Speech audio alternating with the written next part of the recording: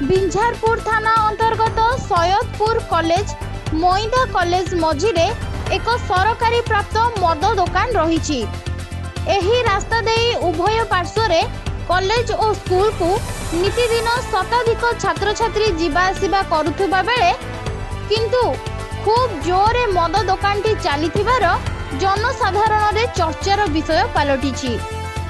एहा भी सुनिबाकू मिलुछि मद दोकानी जनक खूब प्रभावशाली थिबारु लोकमाने भयरे पार्टी खोलु नाहांती, किंतु एबे लोकंक अभियोग सत्वे देखिबाकू मिलिछि चढ़ा दररे मद बिक्री हेउछि।